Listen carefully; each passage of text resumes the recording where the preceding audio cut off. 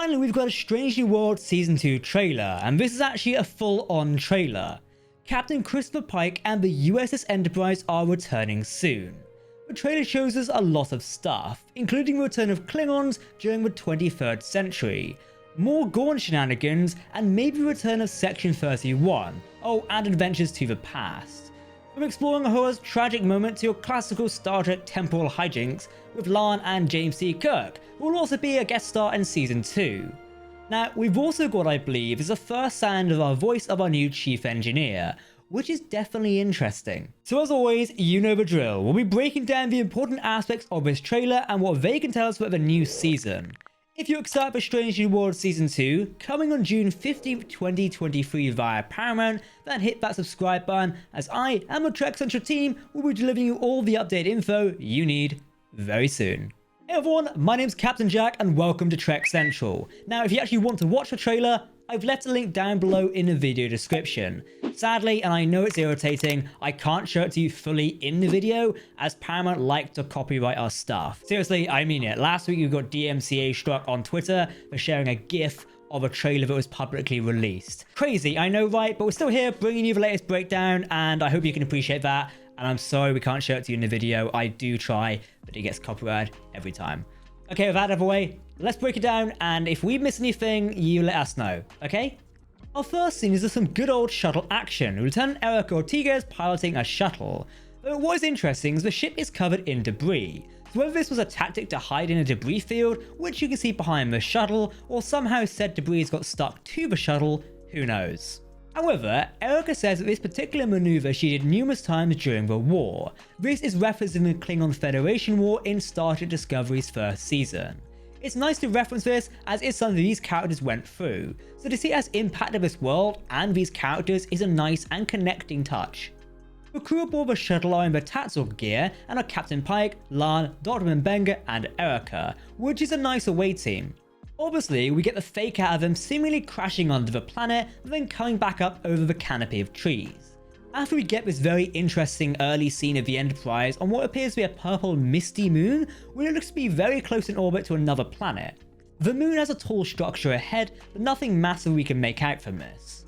Apart from the fact we are getting strange new worlds. I mean, this is what I love to see in the show of the same name. New planets and new locations, not just the same Paramount parking lot. And this doesn't seem to be the only atmosphere shot of the Enterprise, as we get the Enterprise on a very forest-like planet. There are trees which massively dwarf the Enterprise, which is a good way to establish a scale of this planet and the ship. It kind of reminds me of the planetary work that Star Trek Prodigy did with establishing Strange New Worlds, which was excellent, and if you've not watched that series, I'd recommend giving it a go, especially if you've got young children. Or you're just a mega Star Trek fan and want to watch it. That's what we did. Strange New Worlds established a quite dark backstory for Uhura, but she basically joined Starfleet to get away from Earth after her parents and brother died in a shuttle accident in Nairobi. We seem to have in this season Uhura very much confronting the past, being transported to the shuttle accident and the aftermath. We don't know how this happens, whether it's mental or some sort of alien tech situation. But this Uhura episode will definitely hurt for those who know the backstory. Now what is interesting is that a short story from Star Trek 3, The Search for Spock, established a similar backstory for Uhura. This time it was her first love who had been killed and she escaped to Starfleet to get away from that memory. So I guess it's a slight retcon even though it's not really. Strange New Worlds has basically used a lot of beta material or ancillary material to be the basis of their stories before, with the finale of Season 1 being similar to the comic series called Early Voyages, which had Pike using a time crystal to see what would happen if he never leaves the Enterprise. We knew the Gorn would be back in Season 2, and they definitely have to continue to walk a fine line to see how it works from the original series. From the trailer, it looks like the Gorn are attacking a human colony this time, with what looks to be Captain Batel on the planet as well. Captain Batel has been seen previously in Strange New Worlds as a love interest for Pike at the very beginning and end of Season 1, eventually taking Una into custody for being an Illyrian. Now Captain Batel being captured by the Gorn might be a good way to get the Enterprise to face the Gorn again, in an unofficial capacity. If Starfleet refused a rescue mission, the Pike decides to do it anyway. He very much is the cowboy captain. Now as we just said, Una was taken into Starfleet custody last season, but it seems like this is resolved pretty quickly as we have scenes in this trailer. While there aren't any scenes of what I'm about to mention in this trailer, in one of the other teaser trailers for Strange New Worlds Season 2, we actually see a Starfleet court bell being hit, which is next to a personnel file of Una. So I assume maybe the first episode of the season, we're going to get a courtroom episode getting Una back onto the Enterprise and able to serve in Starfleet as an augment. I also like this, as it lines up with Bashir serving in Starfleet as an augmented individual in Deep Space Nine, and saying there hasn't been a case like this for 100 years, so it does line up pretty well. We get a little scene of the Enterprise moving through an asteroid field, and it looks like we already get a lot of ship shots this season, so we are definitely looking forward to that, and we sort of know where this connects as well, as other trailers have showed us Erica putting some fancy flying to fire phasers and go through an asteroid field. The next scene is interesting because it's Nurse Chapel in an excursion jacket banging on a window. It seems like there will be some away missions that go wrong, but at least we can feel safe knowing that Nurse Chapel will survive. Cross fingers, everybody. Something we've known about for a while, thanks to set leaks, is that Lana and Kirk will be travelling back to seemingly modern day Earth for a temporal hijinks episode. We get a scene in this episode of the two in more casual clothing and an explosion happening in the background. This could actually be a great opportunity for the show to really establish the 21st century of Star Trek and make some sense of the Third World War and the eugenics wars and how they fit into the timeline. Picard Season 2 was the last show to be set in modern day Earth, and it's somewhat established that the eugenics wars and World War III were tied. So could we be seeing more of that here, and maybe just on the cusp of these events actually beginning? Our job puts us up against death and we might not like it, but we do have to face it, which is said by Kirk, who will be a recurring guest during Season 2 of Strange New Worlds. Obviously last season we met an alt timeline Kirk who became captain of the Farragut instead of captain of the Enterprise. And in Season 2, we'll actually be meeting Lieutenant James T. Kirk, who may or might not be a first officer on the Farragut. I'll get back to you on that later.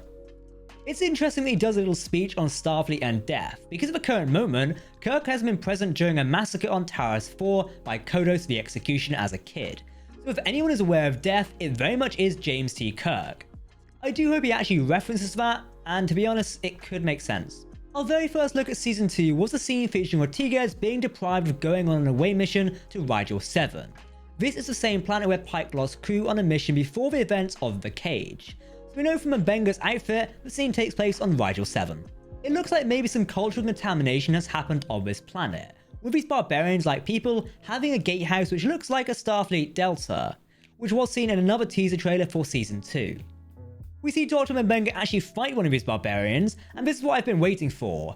Perhaps as a black belt in Brazilian Jiu-Jitsu, so him finally being able to impart some of that skill into Dr. Mbenga is perfect for me. Pike was quite traumatized after his original mission to Rigel 7, even considering retiring from Starfleet, so it'll be interesting to see how he is on this mission, and we see him beating up a barbarian and very calmly picking up a plate to block a blaster bolt. So he's definitely over it now, but maybe this is the trauma making him have these responses.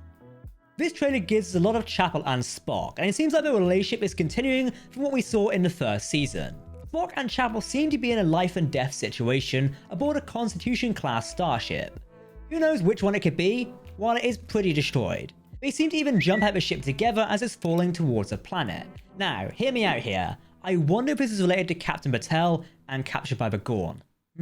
Now there's also a later scene of the two of them kissing, this being Spock and Nurse Chapel, so I do wonder what the circumstances are around that. There is also a scene of Spock in an EVA suit walking alongside the source of the ship, which is destroyed in the trailer as well. Now, if you zoom in closely, you can sort of see something weird. It looks like an alien is sort of dangling down behind him. If you've seen Alien, you know what I mean. But this is probably the Gorn or another alien species maybe disguising himself as the Gorn.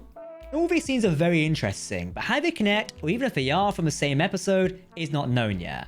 We see scenes of Chapel and Spock in EVA suits on the bridge of a ship, them escaping through a ship's sensor dome together, but then Spock walking on the hull and two people jumping at an airlock. So it'll be interesting to see how the story behind this folds together and if it is from a strange episode. I called it a strange episode, you know what I mean. There is a shot in this trailer which is very interesting, which we have seen in a previous teaser trailer of Chapel, Ortigas and Uhura in this weird room and some weird energy thing in front of them. I do wonder if this is what causes at least Uhura to have a revisit to her past. It could be an episode where we see past of all these characters, giving us some much needed backstory for certain people. With Ortigas talking about the war previously in this trailer, we could see what she was doing in the Klingon Federation War. With Chapel, we can even see her relationship with Roger Corby and him going missing, which has caused her approach to relationships we saw in Season 1. All the lore here is amazing. Of course, it wouldn't be Star Trek without some weird energy being helping people get through their past trauma by showing them their past lives. It's Star Trek at the end of the day. One of the great things we got in the teaser trailer was the reappearance of Klingons, with Spock drinking blood wine with them. These Klingons look amazing, and I can't wait to see what episode they are in and what it's all about. The big deal here, which I'm sure many of you will be pointing out, is these are normal Klingons. If we can say that. You know what I mean? I'm not trying to offend a Klingon here. But seriously, it means the designs from Star Trek Discovery Season 1 are out, and the classic well-known designs are back in. I personally really like this. We've also already seen a glimpse of the D7 battlecruiser in one of the Strange New Worlds teaser trailers. So it looks like we're definitely getting a good chunky Klingon episode, and I'm here for it. A very interesting, very short scene of what looks to be of Starbase 1 being strafed by a very interesting ship. The ship is all black and can't really be identified, but to me it does look to be one of Section 31's drones from Star Trek Discovery Season 2. Could this be establishing what was set up at the end of Discovery Season 2? A more shadowy Section 31, which is still out there, but reorganized to be more like the Section 31 we know from Deep Space Nine. This could be something helping to further seed the Section 31 special movie event with Michelle Yeoh but was announced recently. Or it could just be a reuse of the Section 31 drone model and this theory crafting will lead us to nothing. Probably the case. I mean, Star Trek does have a history of reusing ship models where they don't make sense at all. Like many of the 24th century Delta Quadrant ships from the Voyager being reused as 22nd century Alpha Quadrant ships in Star Trek Enterprise. Yes, that's confusing for all of us, including Lieutenant Adam who does our ship breakdowns. We got our first opportunity to hear what Carol Kane's Pelia, the new chief engineer of the Enterprise, sounds like, and it's very interesting. Uhura is talking to her about a crazy theory, and Pelia just says, "I love crazy theories," in an accent I can't place personally, so one of you guys are going to have to tell me. This somewhat crazy chief engineer to Hemmer's very calm chief engineer is a good way to distinguish two characters. But Pelia does have some very big shoes to fill, as Hemmer is very much a fan favourite character. Let's hope she doesn't go on to any away missions or fall out of an airlock. The source of this Constitution class ship seems to crash down onto a planet and go straight through this alien looking tower. There is what looks to be another Starfleet wreckage on the planet, so it could be this alien tower is causing ships to crash on the planet, and our crew send the saucer into this tower maybe to fully destroy it. Who knows? Oh, a very cool ship we see to be a TOS version of a runabout we love from the late Next Generation and Deep Space Nine episodes. It has the same sort of look and is essentially a chunkier shuttle. I do hope this is a TOS runabout because that would allow for a cool evolution of the shuttles and also complement the shuttles we see in Star Trek the original series. It seems to be flying through the atmosphere of this very rocky planet as something looks to be firing on the surface of green beams. This does make me think Klingons, and perhaps this is a mission saving refugees from a planet that has been taken over by the Klingons, maybe. After Season 1 of Strange New Worlds ended, we got to look at a new set for Season 2 throughout the Ready Room. It's basically a new bar drinks area on the Enterprise. You see the set in the trailer, with Kirk and Uhura giving a toast and drinking. This may be our first look at Kirk and Uhura meeting, which is definitely a big moment. The Enterprise could barely contend with Gorn ships in Season 1, but it looks like the Enterprise may have gotten some upgrades as she's fighting numerous Gorn ships around the planet. I do think perhaps this links with the other crashed Constitution class we see in the surprise, and yes, it's the great surprise we get a look at the Lower Deck Strange New Worlds crossover episode in this trailer. Take a look at this. We get a good look at Mariner and Boimler in live action Lower Decks uniforms aboard the Enterprise. Though we did see them in a previously released promo trailer from Crave. Thanks for leaking that one, guys. It doesn't look like they're keeping up with the Temporal Prime Directive, which to be honest is a very Mariner thing to do, but I do wonder how this episode will go. Obviously it will be more comedy style, but I just adore that we're getting our Trek shows interacting with one another.